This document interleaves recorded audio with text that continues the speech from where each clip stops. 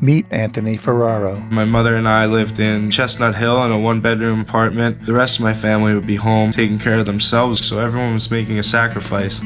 Anthony is a motivational speaker. My name's Anthony Ferraro. I'm 23 years old. I wasn't treated any differently growing up, by my family at least. I was the youngest of 5. An athlete. My older brother and my dad, they both wrestled, so I thought I'd try it out. When I started in 7th grade, I was terrible. There's no more, I'm not losing to a blind kid. That's not the subject anymore. You are a great wrestler, man. We all got a lottery ticket. I won 122 matches in high school. I won districts twice. I took 4th in the region twice. And all these things against sighted kids, not caring the stigma of you shouldn't be doing this. I didn't listen to that. And he said, would you consider training for the 2020 Paralympics in Tokyo? So now on the mat we have Anthony Ferraro of the United States of America, and he is facing Ishibashi Genki of Japan. A musician. Cause I'm going where the water gonna taste like wine. I'm going where the water gonna taste like wine. You know I'm going where.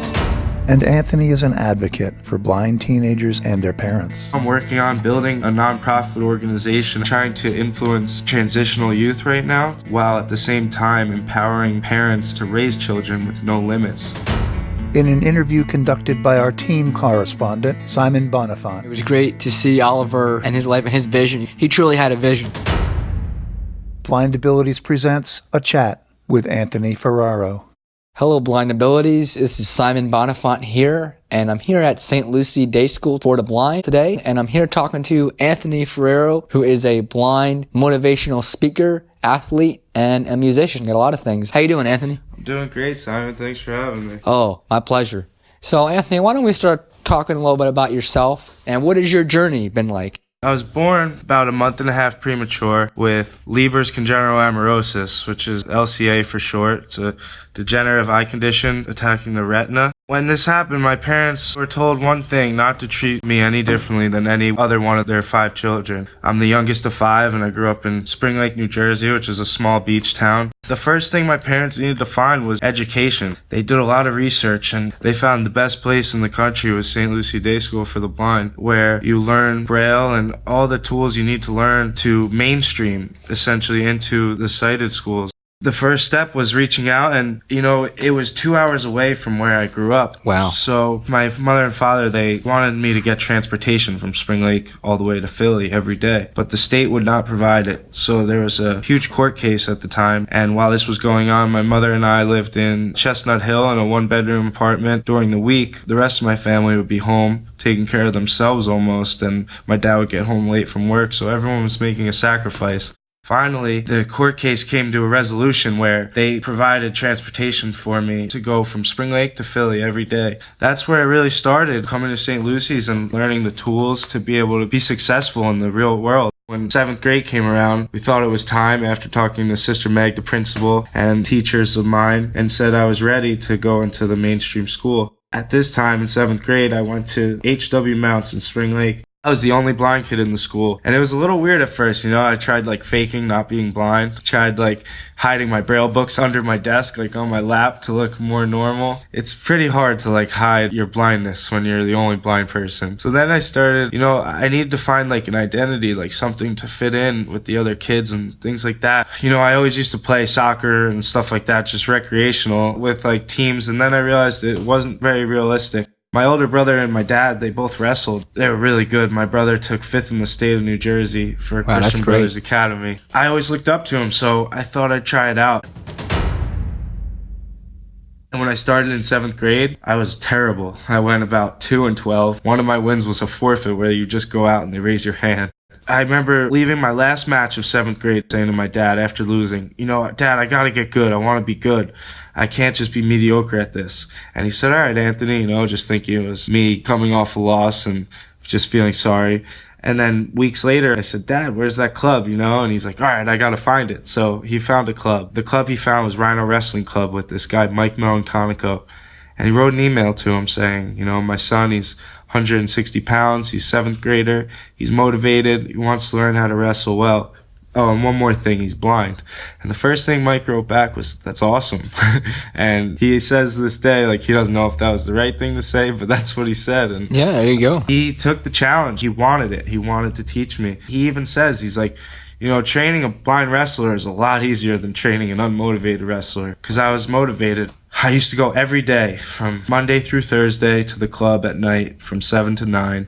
And then I used to go to a tournament every weekend. And the first tournaments I went to, I would get like so badly beaten. I was getting discouraged, but I started telling myself, you know, you got this. You just got to set your goals a little.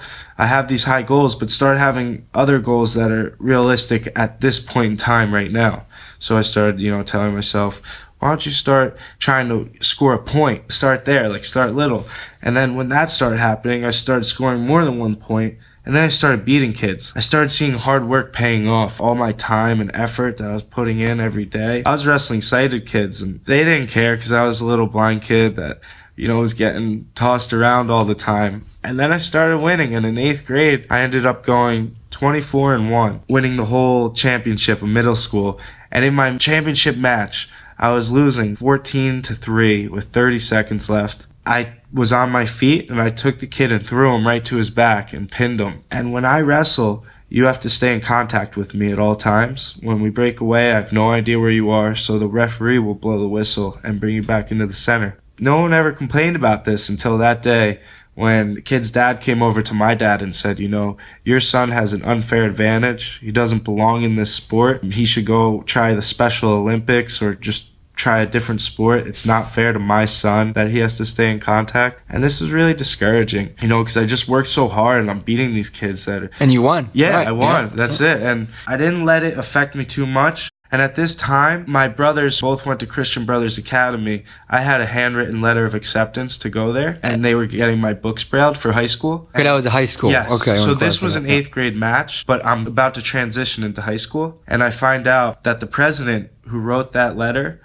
died over Christmas time in my 8th grade year. And they then sent a letter saying Anthony is no longer accepted. He will not fit into the culture or the environment, things like this. And it was, once again, really discouraging. The first time I was told I couldn't do something because of my visual impairment, couldn't go to a place I wanted to go to. As a 14-year-old kid, it's really hard to hear. You know, life's not fair. And it's like one of your first real close encounters with that. And then, you know, I just kept wrestling and going to my club and training hard. And one day I get a phone call from St. John Vianney, and it's the wrestling coach. And he said he heard about me and he would really love to get me to go to this school. And he fought, and finally they were going to provide the accommodations and get my books brailled. So I ended up going to this school, St. John Vianney in Homedale, New Jersey. When I went there, once again, the only blind kid, but this time I didn't know a single person. I really felt, you know, almost alone, but training and wrestling really gave me like an identity and An outlet for you. Yes, Yep. an outlet to express myself and to, you know, just get some anger out too, because I was a little angry as a kid, just being blind and not understanding why or what's going on. Why are these things happening to me? Wrestling, really just watching myself grow and get better. It was like the blindness didn't matter. I started going to St. John Vianney and making a name for myself. I think my freshman year, I went 19-5 on varsity. My sophomore year, they elected me as a captain. I was the first ever 3-year captain on varsity there. I won the district championship as a sophomore. I won it again as a junior. And when I won it as a junior, my brother Oliver went to film school, actually. Yep. We'll talk about him. Yeah, he took a short interview of me, about 2 minutes, just talking about what it was like to be a blind wrestler, a blind just teenager, and dealing with some adversity in life. He had a vision. He posted this and said, "This is my little brother, and I want to make a film about him. If you are a camera operator, a producer, or anything, please contact me because I don't have all the resources to do this." After my junior year winning this districts, it was posted, and a guy who was a teammate of my high school wrestling coach in college reached out, who was a film producer, independent, and he said, you know, "What are you doing with this? It's really amazing, this story." And my brother told him, you know, not doing anything, don't have the resources, blah, blah, blah. They ended up having a meeting and sitting down, talking it over, and then deciding that they would do a full feature-length documentary about my senior year, following me around in high school, wrestling, things like that, and trying to become the first blind state champion in New Jersey. My senior year goes on. I do all these things. I work very hard, and sometimes you don't meet your high goal. At the end of the year, when I look back, I took second in the district and fourth in the region. So if I were to take third in the region, I would have went to the States. But I just missed it in overtime. After I realized, I won 122 matches in high school. I won districts twice. I took second in districts, and I took fourth in the region twice. And all these things against sighted kids. Not caring the stigma of you shouldn't be doing this or you have an unfair advantage. I didn't listen to that. They filmed everything my senior year, and after, they kind of put it on the shelf. I did an article for ESPN my senior year, and I got reached out by a blind guy named Eric Weinmayer who read the article. And he reached out to me saying, he had a similar story, he wrestled and all these things. He asked me if I would consider going to hike in Peru up 16,000 feet on a trail called the Laura's Trek. And it would take 4 days, and then you'd go see Machu Picchu after that and work with orphanages and do all this community service. And I took the challenge right away. This is an unbelievable experience, opportunity. So I did that. Then went to college. I went to the College of New Jersey after that summer. I wrestled for about a year and a half. Then my sophomore year of college, I received a concussion in wrestling, and I stopped wrestling. I stopped going to college because I wanted to figure out what it is I wanted to do. Then I moved to California for about a year and a half, and I lived there with some friends. And I was just working and, trying to figure things out. And in 2015, Chris Sikorsky, the film producer, he took the film off the shelf. He was like, there's a story here, and I need to finish this because it's been hanging over my head. And he put together the first 15 minutes of this film. And he loved what he had. He thought it was going to be a great story. And then he planned to meet with my brother, Oliver, to show him the first 15 minutes. The day before they were supposed to meet, Oliver passed away in his sleep at the age of 27. And he never got to see any of the film he created and filmed. But Chris, at Oliver's funeral, he vowed to my family that no matter what it took, he would finish this film. So I move home from California, and it's Christmas time, and I get home one night, and I end up finding my mother at the bottom of the stairs in a coma. She had fallen down the stairs and cracked her head, and, I rushed her upstairs. I called the hospital, ambulance came, and she was in a coma for about 2 months. The doctors told me, it would take forever for her to get back to herself. It's going to be a huge transition. And in about 6 months, my mom was walking. She was talking, no That's problem. She was yelling at me when my room was dirty. All these things, And she's now driving again. She goes to yoga every day. She had a miraculous recovery. So fast forward a little. Chris puts the trailer for the film that he created on this website called Kickstarter. Wrestling to me is the hardest sport. Honestly, it's the toughest thing I ever did in my life. I think wrestlers are the Marine Corps of all high school or college sports. I think it's the greatest sport. If a basketball game gets really, really heated, they might push each other. That's where we start. Kickstarter, you have 30 days to raise the goal of the money that you put. So we put $35,000, but we really needed about 70 to finish the film. But if you don't raise your goal, then Kickstarter takes it all. So we put 35, and we raised that money in about 4 days and 6 hours. Wow, that's great. I remember when this happened. Yeah. It got about 1 million views, the trailer, on Facebook and all over social media. No doubt in my mind, he's got it in him. Right to his back! Right to his back! I plan on being the first blind state champion. If all goes well, Anthony should accomplish that goal. I really don't see why he wouldn't.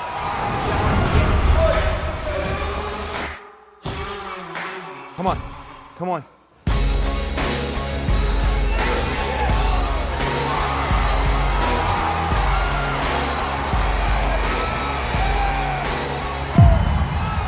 Anthony! 13 seconds! And 13 seconds! We ended up raising $85,000 to finish the film, and Chris finished it. And while this was going on, the film was circulating, the trailer, and all these views. One of the people that saw it was the United States Olympic Committee. So one day I'm sitting at my house, just hanging out, and I get a phone call. I'm like, hello? And they're like, hi, this is so-and-so from the United States Olympic Committee. And right away in my head, I'm like, you have the wrong number. And we saw your trailer, and we see the talent you have in wrestling. Unfortunately, wrestling's no longer in the Paralympics, which is pretty insane because it was one of the original Olympic sports. He said Judo is the next best thing. It's a martial art. It's similar to wrestling with throws, and then they incorporate chokes and arm bars. And he said, would you consider training for the 2020 Paralympics in Tokyo to try and qualify to compete there? He said you would go around the world competing in these tournaments. You know, at the time, I was kind of seeing all the stuff with the film. I was like, you know, I didn't do what I wanted to do. I didn't have my goal met. And I just was feeling like I want to get after it again. I want something to chase. I want a big goal. For it to change from trying to be the best in the state to trying to be the best in the world, it's an unbelievable opportunity. First person I called was Mike Melanconico, and I said, Mike, I got a call from the Paralympic Committee asking me if I would train judo, and he said, shut up and go do it. And that's exactly what I did. I took his advice and I ran with it. Since then, I've been training judo for about 2 years. I've won nationals, I'm national champion, and I'm on the Paralympic world team. I fought in my first world championship in Portugal in November, and I have my next world championship coming up actually in about 3 weeks from now in Azerbaijan. Now on the mat we have Anthony Ferraro of the United States of America, and he is facing Ishibashi Genki of Japan. And beautiful movement of Ferraro here, scoring a Vasari score with the right Selo Seonage technique. He was making great use of the movement of Ishibashi. Ishibashi was going in for a right hip throw for a Uchimata. Ferraro was making use of that movement by coming under and scoring a Vasari. This opportunity, it's really a great opportunity going around having this platform where you can really influence people. You can go two ways with it, positive or negative, and I'm choosing to be positive to help people achieve their goals and motivate people. You know, something I say is the only disability is a bad attitude. It's true. I know people in wheelchairs climbing rock walls, you know, going mountain climbing, all these things. And then I know people that have no visible disability, nothing wrong with them, except they have a bad attitude and just sit around and make excuses and feel sorry for themselves. Right now, something I'm working on while I go around doing motivational speaking. I used to skateboard. I still do sometimes. I used to surf just because people tell me I couldn't. So I was like, oh, watch me, you know. I used to ride bikes until I kept hitting parked cars. So it's like I just kept going. I wouldn't let the visual impairment, being blind, you know, affect me. I'm a guitar player. I play in local bars and restaurants.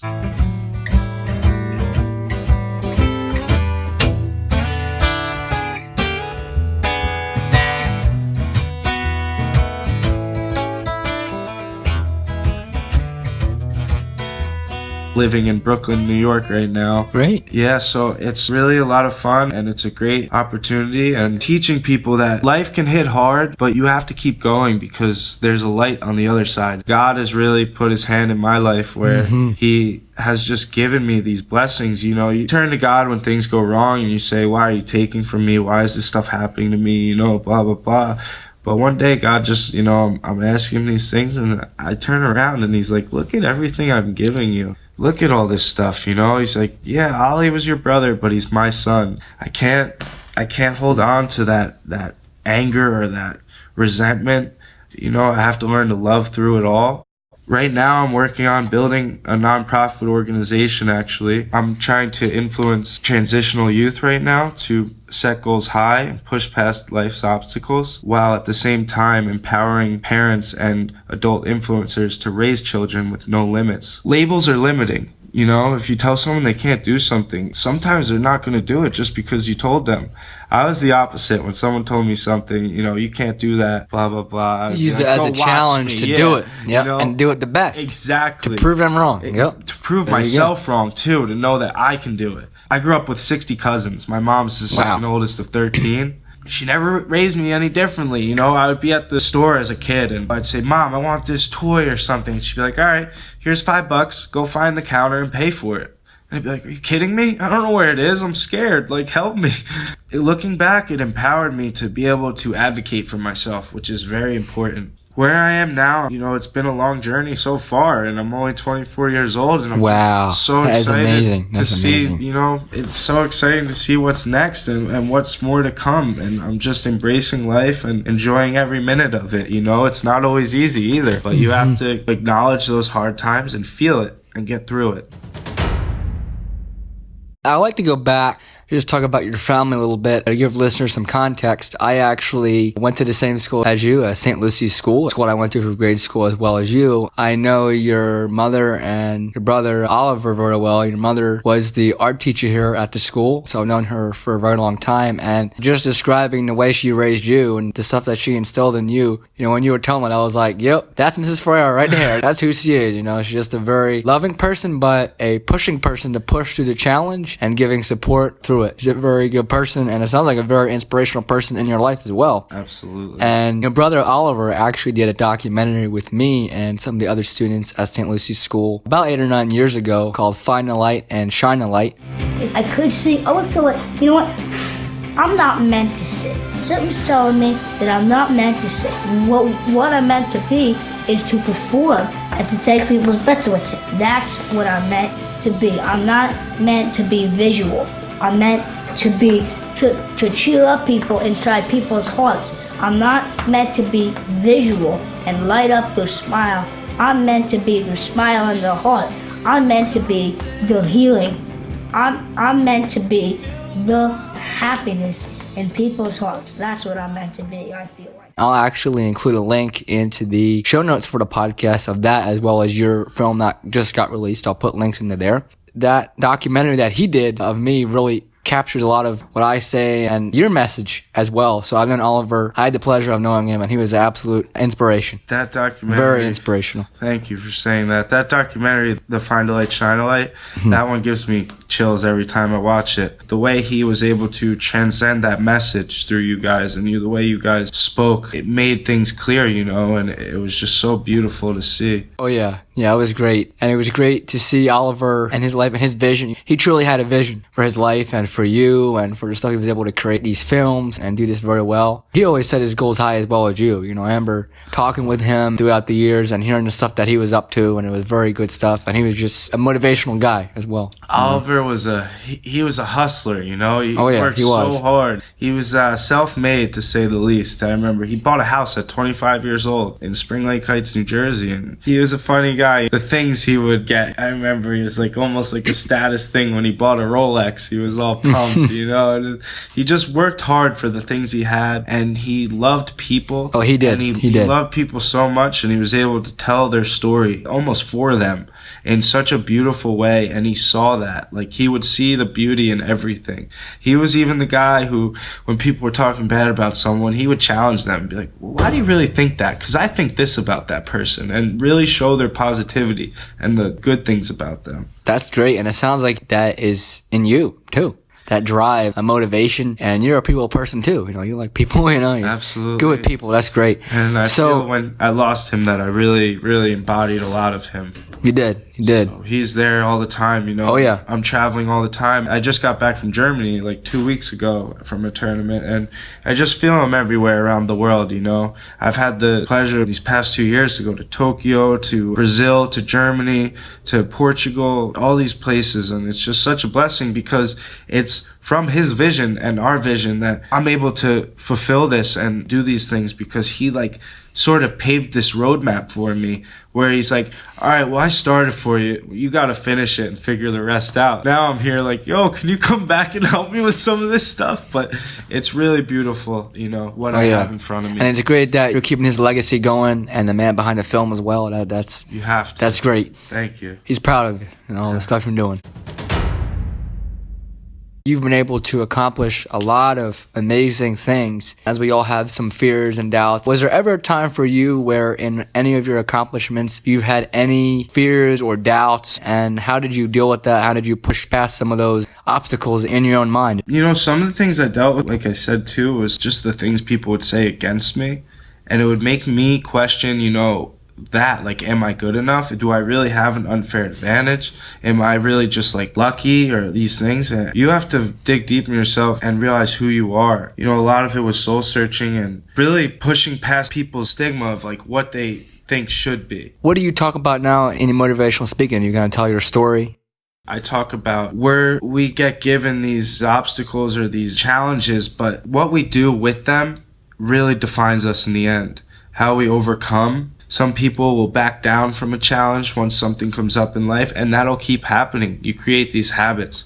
I learned things from wrestling that stick with me today, you know, like the things like I wasn't able to eat certain things. I wasn't able to eat for a whole day at times, like always being on time, showing up, being a leader, leading by example, not always screaming, but leading by your actions. Things like that, you know, pushing past obstacles, and how the only disability is a bad attitude, because we all have a purpose and we all have a story. We're the author of our story. We have to write it. It's our job. How do we want to deal with adversity? Are we going to give up, or are we going to push through it and break down the barriers and keep going? And that really defines your person on the other side. That's great. And who would you say has been, or maybe still is, the most influential person who had supported you in all the decisions and keep supporting you? My brother Oliver, 100%. Seeing his drive and how he loved people and how he just lived. He lived to the fullest. He died at 27, but it felt like he lived for 100 years. I just want to honor that. I want to keep living. I don't want to give up ever. And I want to keep pushing, and I want to keep creating. I just want to love people and to be a good person every day of my life and be a better person every day. Another person who taught me that is my father, who obviously Ollie must have gotten it from. So those two have really just been so influential on my life. And then also my mother, just how she wouldn't take crap for anything, you know. She made you go do it. She made you go out and advocate for yourself. She wasn't going to feel sorry for me, you know. Blindness wasn't an excuse for anything. Those people really just resonate in my life. That's great. What advice would you give to someone who is blind or visually impaired and is coming up either in high school or college or transitioning into work? What general advice would you give to someone who is coming up in the next generation? Just to learn and just enjoy the journey. You know, you have these goals and they're ahead of you. Sometimes you just want to fast forward to the goal. You know, you want to get there right now. And I realized, you know, looking back in high school and things, when I wouldn't be happy with my accomplishment because I didn't think it was good enough or whatever, sometimes you miss the journey along with it. And that's the best part. Like right now, I'm trying to be the best in the world, you know, an Olympic champion. That's great and all. I'm enjoying right now. I'm enjoying today. I'm enjoying being here with you, being at St. Lucy's. It's my home. Just living in the moment and also working towards that goal, but definitely to enjoy the process because it's the most beautiful part, and you might miss some things if you don't stay in the moment, and the best things will happen when you're just there. Oh yeah, that's very good advice. I think that's great for all of us because staying in the moment is very key because we got to think we can't get this back. You know, every minute we got to spend and we got to enjoy it. I live in the present. Absolutely. Live in the present. That's great. Where would someone find a link, or is there a website where someone can find your film and purchase it? Because it's now a full film, correct? Yes. Actually, I've created a website. My partner, Kelly, who I'm building my nonprofit with, she helped me build the website. We document all the things that are going on social media as well. The website is asfvision.com, and if you go there, all the links are across the top of the website. They'll see a YouTube account, LinkedIn, Instagram, Facebook, SoundCloud for the music, and they'll link to the film called A Shot in the Dark, which is right now on Vimeo and should be on iTunes very soon. So if you go on the website asfvision.com, that will have everything they need, and that's also ASF Vision is the nonprofit that's in the process of building right now. And that nonprofit is essentially going to be a big brother for anyone, you know, trying to do things and might not have the resources to do these things, and having someone come in and give them almost a roadmap and helping them, saying, you know, you can do this, you know, providing what they need. That's great. And do you have an email address that you would mind sharing if anyone would like to contact you? Absolutely. So my email address is just asfvision.com. All right, that's very good. Anthony, I'd like to thank you for coming on and talking with me, and I'm sure the Blind Abilities listeners will enjoy it a lot. You are truly an inspiration to all of us, and I thank you for taking the time. It's been fun. I thank you, Simon. It's always a pleasure to be with you. Feeling so damn low, I ain't gonna be treated this way.